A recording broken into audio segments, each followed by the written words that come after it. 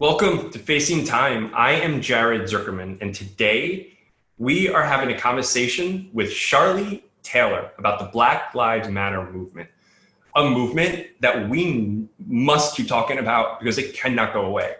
And I am having these conversations so I can continue learning, asking questions, and understand more and more what the Black community goes through and experiences on a daily basis so I can become a better ally. Welcome, Sharlee. Thank you for joining on a conversation that is super important to have. Mm-hmm. Absolutely. Yeah. Thank you for having me. Thank you. I'm grateful for the opportunity to, just keep learning and listening. You live in New York now, but were you born and raised in New York? Can you tell me a little bit more about sort of like where you were born, as a child, sort of like, how did you end up in New York? Well, I'm actually originally from Atlanta, Georgia. So I'm originally from the South, and I say Atlanta, but really and truly, I was born and raised in Jonesboro, Georgia, which is like this kind of smaller suburb, maybe 20 minutes south of Atlanta. And I just say that because a lot of people think of Georgia and think of Atlanta as this, great city, mecca for Black people, which absolutely is. But you also can't forget that Atlanta is within the state of Georgia, with in the South, obviously, a really complicated, messed up relationship with race, dating all the way back to the time of actually the beginning of the country, I'd say. So that's where I'm from originally. And in terms of like my experience growing up, I mean, I had a great childhood. I have 3 older siblings. And it's very interesting because as you may know or may not, Black people are very much a rainbow. We can range from a light skin tone to, as dark as the darkest color, which is, it's beautiful. So that's kind of like what my family is. We're a range of skin colors. And that was always something that was interesting growing up. People would always ask me, well, are you adopted? Or is this like really your birth family? And so that was difficult for me to navigate as well. And in general, skin color is also just a really tricky topic, particularly in the Black community. Because colorism is still such a thing. It's still a way in which people determine, unfortunately, the degree to how you'll be treated. Will you be treated with respect? How much people like you, your higher ability. It's all kind of subconscious, but still very much there. So yeah, that's kind of like a broader answer to the question that you asked. But that's just like a little bit of my experience growing up in Atlanta. How long did you live in Atlanta for? I lived in Georgia for 20 years, pretty much from my birth. and I went to Emory University for 2 years, but then I transferred to a school in UC Berkeley in California because I wanted to just get out of the South. Very much was interested in just a different experience. And that was also an interesting culture shock for me too. I mean, growing up in Atlanta, the community that I lived in was mostly Black, so growing up, I even believed that most of the world was Black because all of my friends, all of my classmates, my teachers, they were Black. I didn't see too many people outside of that. But going to California, oh my gosh, obviously an incredibly different experience. The school that I went to, I think 2% of the population was Black. And the rest, I think 40% was Asian and 40% was white. So it was just very different than what I grew up with in Atlanta. And also, there's just so many experiences that you take for granted as a Black person that when you talk to white people or people that aren't people of color, they don't have that same experience. So I had to begin to learn in college for sure what it meant to really be a Black person living in like a PWI, a predominantly white institution. I mean, it's a great experience, but definitely a learning curve for me. Did you have a sense of racism growing up in the South? And being that you were primarily sort of stayed within, the Black community, did that sort of protect you a little bit? Or did you have a sense of it was out there and you're in the South? Is that maybe why you stayed amongst the Black community? It's a really interesting question. I think in terms of like, did I have experiences with racism in the South? Yes, absolutely, for sure. I mean, the neighborhood I grew up in Jonesboro, it was right down the street from a Confederate graveyard, like where a lot of Confederate soldiers were buried. That Jonesboro is the setting of Gone with the Wind. Margaret Mitchell's epic about the Civil War, in which she talks so much about, the antebellum South and so little about the tragedy and the degradation in slavery. And so, yeah, it was just always kind of like there, like kind of right there. Like I honestly, one of my first incidents of racism actually occurred in California. But that doesn't mean, we all knew that Georgia was very racist, like go outside of the city, even Stone Mountain, which is a kind of a recreational area in Atlanta. That was like KKK land. That's where a hotbed of KKK existed. And we knew that even growing up, like 2000s, of course. And I have family that lives in South Georgia. And once you get out of Atlanta and start driving, I mean, it really shifts. You just see communities that are honestly primarily white. You're driving by cotton fields.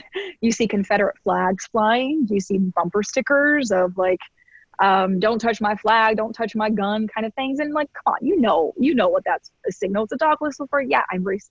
I'm incredibly racist. So, I mean, for me, I feel like I didn't really have, how do I say, it was normal and natural for me just to hang out with the Black kids, because mostly my schools that I went to was mostly Black kids.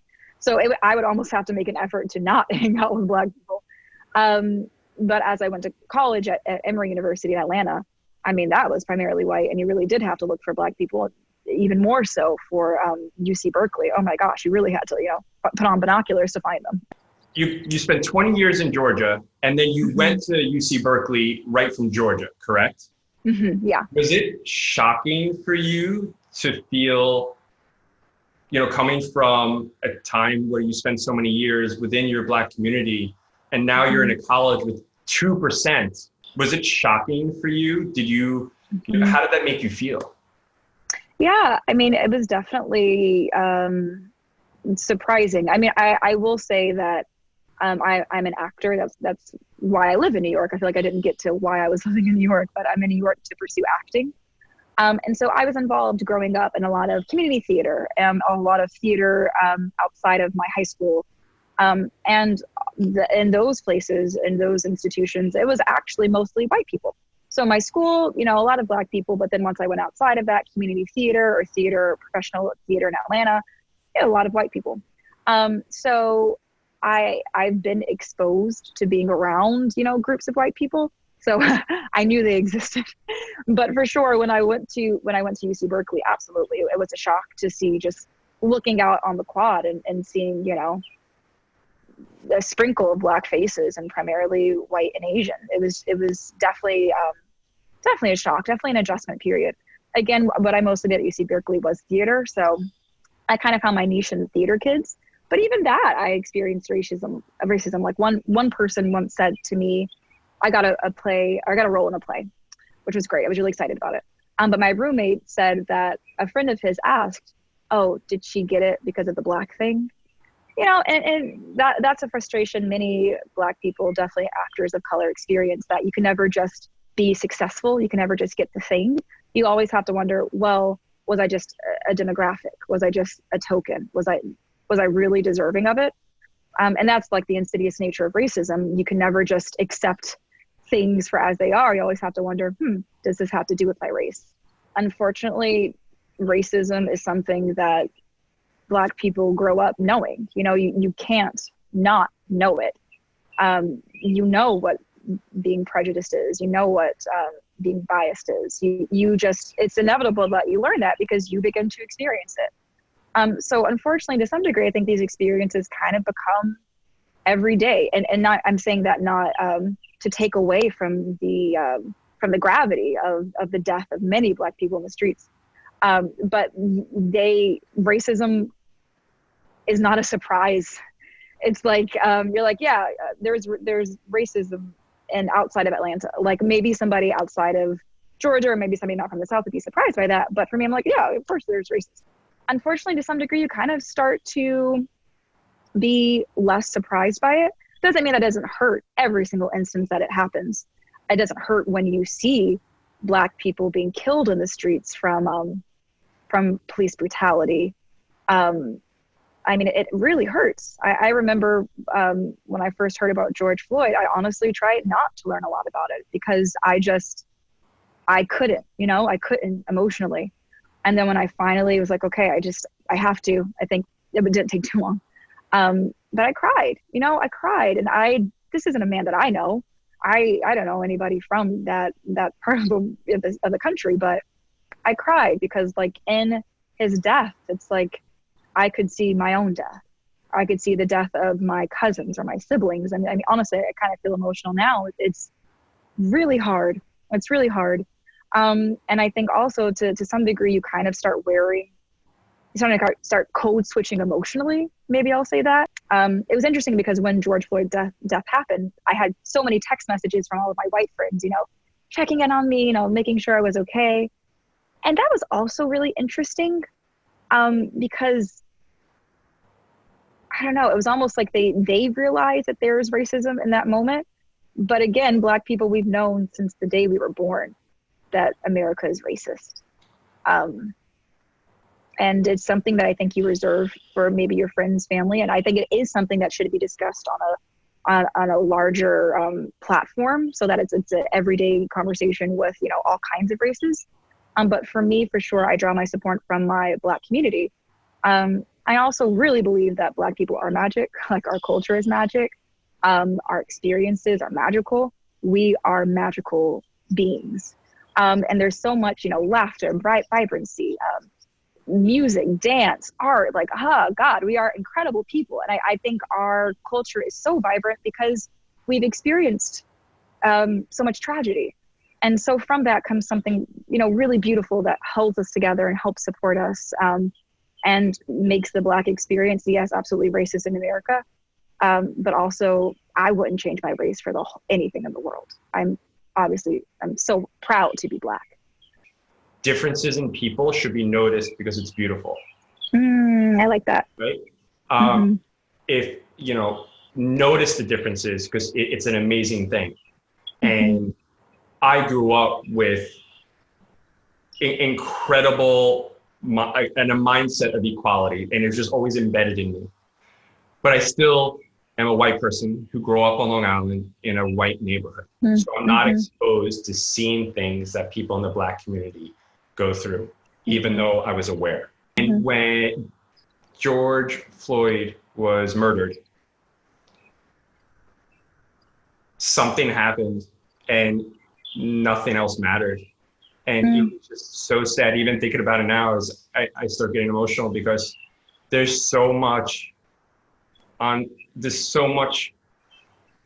wrong with our system. And to see this happening for no reason, meaning there's no reason to treat someone differently for any reason at all, it's just so difficult. And to hear you telling me that in a way his death was like almost like a reawakening in a way is for me profound to hear that.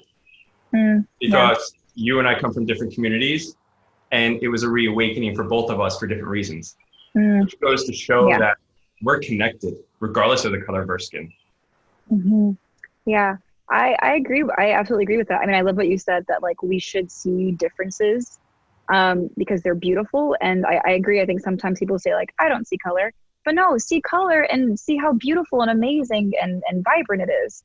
And absolutely. I mean, there's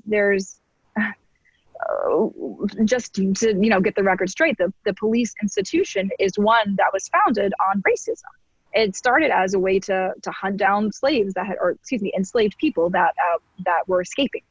That's kind of the origins of a lot of the police institutions that we have. And so I think just on a fundamental level, seeing a person die like that, what you can't help but be touched. And then the layers to that, seeing this Black man die like that and knowing that his race played a huge role in his death. And then not only that, this Black man die at the hands of those who should be protecting American citizens. And I think that boils down to it that yes, Black people live in America. but for, I don't know how much we've been counted as American citizens. Since the beginning of this country, we were 3/5 of a person. We were denied the right to real estate. We were denied the right to read. We were denied basic human rights, the right to vote.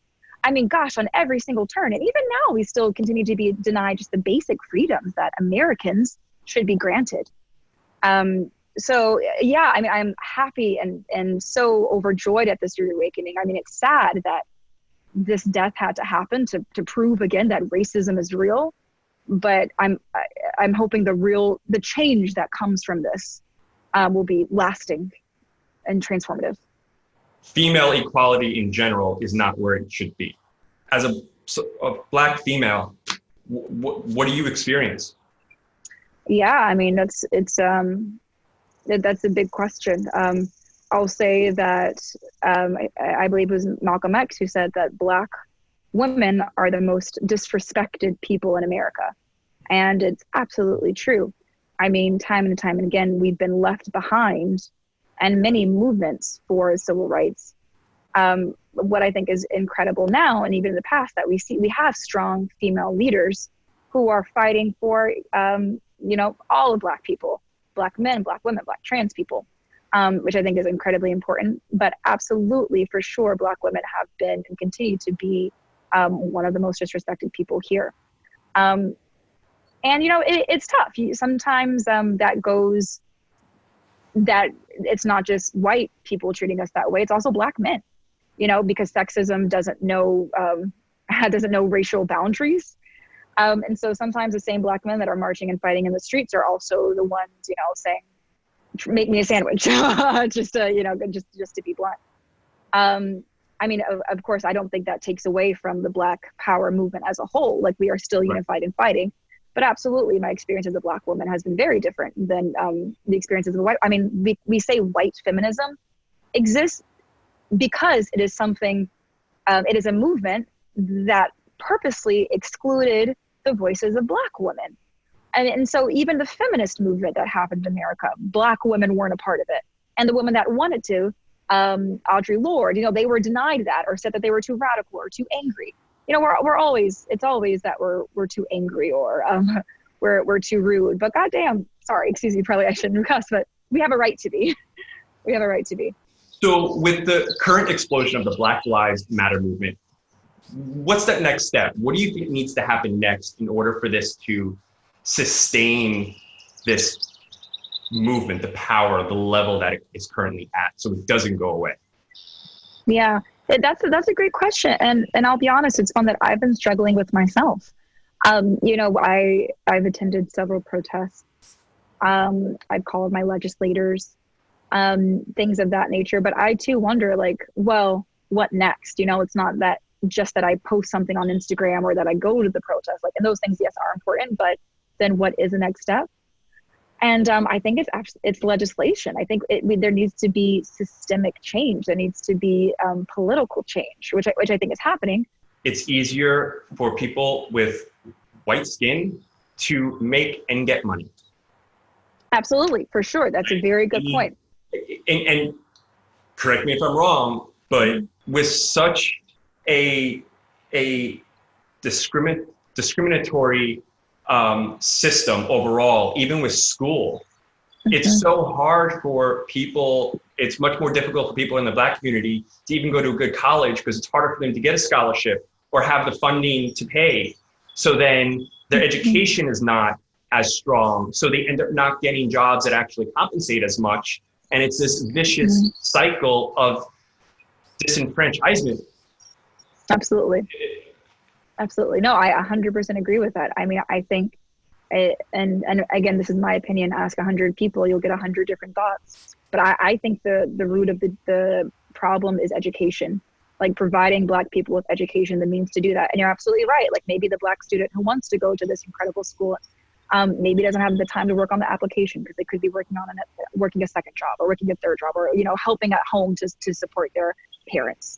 It's just so much harder when you're Black. We need more Black politicians. We need more Black mayors and governors, because those are the people who make the changes. But who do you expect to fight for you except for people like you, you know, and I will hope that, you know, Nancy Pelosi maybe has my best interest, but I will know that more likely than not, a person who looks like me will know the issues that I've experienced. We need more Black people in as decision makers, but I think that comes from education, and that comes from policy changes that needs to happen to make this education easier for people to obtain.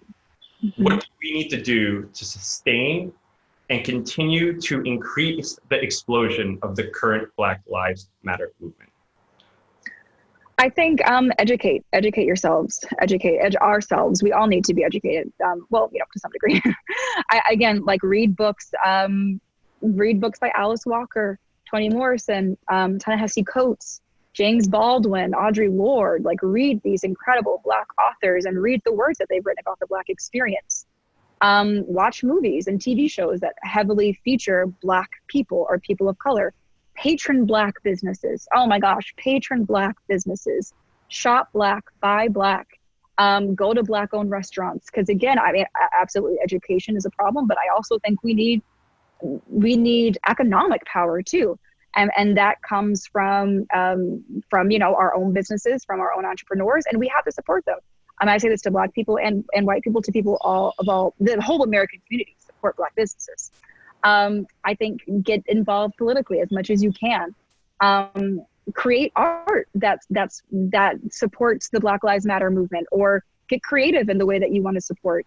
I was reading a really interesting article that said not everyone is meant to go out there and protest. Sometimes it's just not how people resonate most in terms of fighting racism. Some people are more nurturers, caring for people. Some people are creators, creating content that features Black people. Some people are fighters, going out there in the street. But, you know, find what you need to make it sustainable, because I think that's the most important word. I think it's so great that this movement has been happening, but it can't die out and needs to be sustained. And it won't be sustained if you don't feel connected or passionate in the way that you are supporting POC. If you keep going out there protesting or posting every day, and that's not how you vibrate, that's not what you resonate with, you're going to burn yourself out. And you're going to feel guilty about being burnt out. That was my headphones, sorry.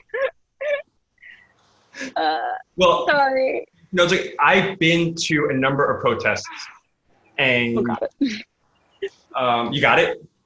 I did it. I'll find it in a second. I think it fell off the porch. Can you hear me okay? I can hear you. I still have one.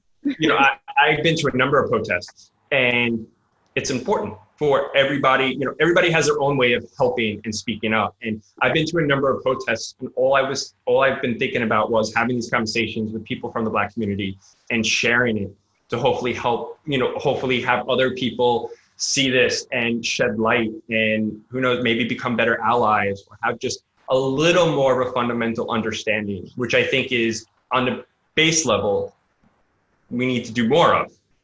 Yeah. And educating myself and learning and understanding more. It's incomprehensible to me to think how people are literally judged and hated against just because the color of their skin. It's beyond even these. I mean, look. Sorry, I forgot what I was going to say. I got so distracted by what you said, because it's so incredibly sad that this is where our country is in 2020. Mm-hmm. And like I said earlier, the differences in people should and need to be noticed, because it's beautiful. Mm-hmm. It's not unequal. It's not less than or more than. It's beautiful. Mm-hmm. And I think it should come down to also like education, right? Mm. You're not born a racist. You're taught racism. Mm.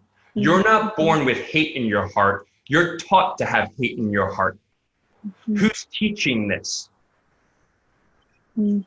It needs to come down, I think, really to education and not allowing this movement to die down. Trends fade. This can't be a trend. This needs to stay. Mm-hmm. I absolutely agree with that. Yeah, you're absolutely right. Sharlee, thank you so much Um, thank you so much. I don't know what else to say. You're beautiful. You're amazing. And You too. thank you. Thank you. Thank you for having me.